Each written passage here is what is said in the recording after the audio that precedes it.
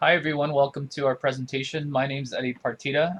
First of all, I'd like to apologize for not being in attendance today. Unfortunately, I had a family emergency and was not able to attend class.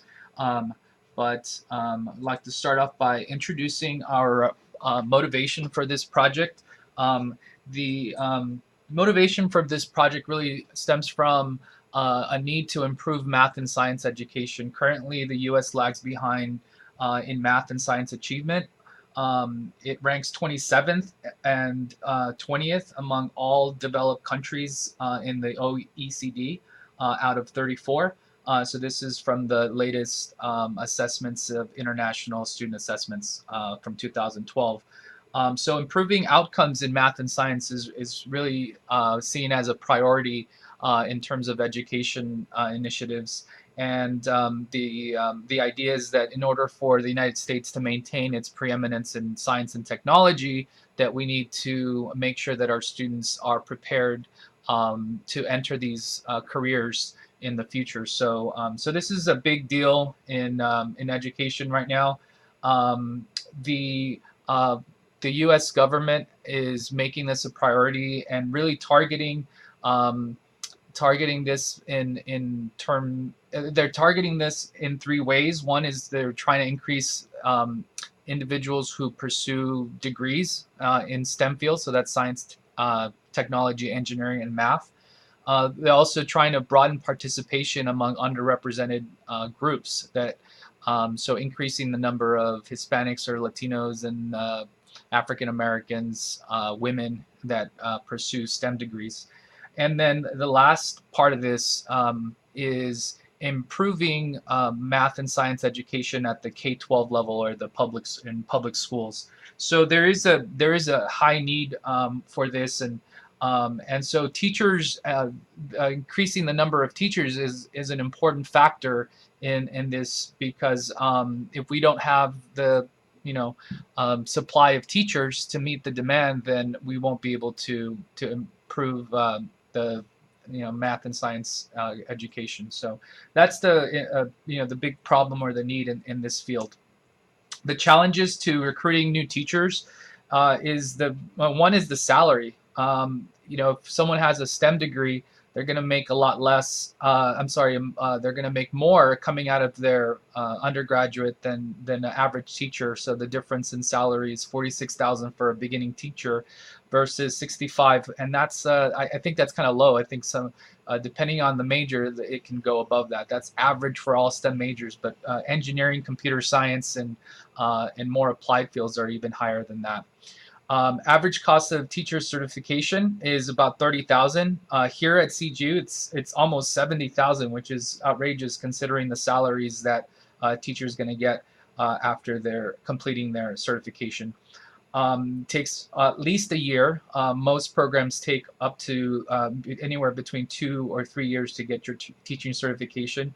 It also depends a lot on the program. There's a lot of variability there.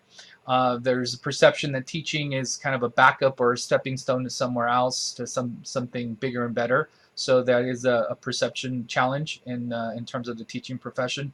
And the other aspect that are challenges is that the teaching shortage disproportionately affects urban areas, which they're very difficult settings to teach due to a lot of external factors.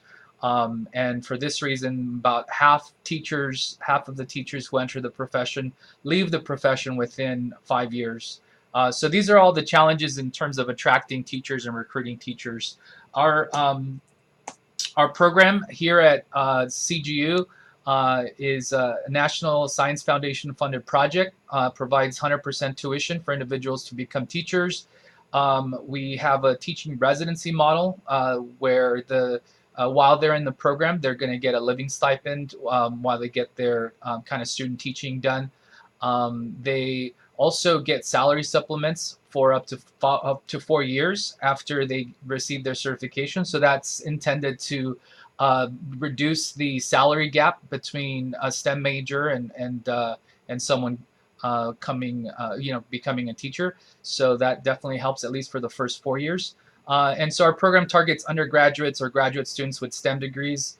that are interested in becoming teachers, and the program is a dual credential and master's that takes 15 months, right? So that's what CGU has done to kind of try to address this challenge of teacher shortage in STEM fields. And so this funding is available through the National Science Foundation for individuals that decide to do this at CGU. So our theoretical framework is the FOG behavior model. So the idea here, as we've learned in the class, is that that in order for behavior to happen, that three things must converge, which are motivation, ability, and then triggers. And so we use this idea to kind of map out a kind of behavior chain for someone to enroll in the program. So in order for someone to enroll in our program, they'd first have to apply to the program.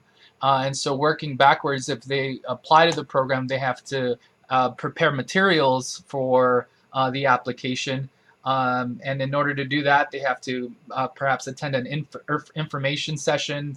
In order to do that, they have to register for an information session. In order to do that, they need to visit the website.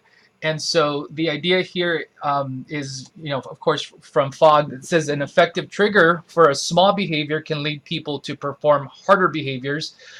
You can see that along this continuum, the hardest thing would be to enroll in the program, and that behavior would be something that would be the most challenging to try to get someone to perform. But if we trace it back, we can say maybe we can simplify this.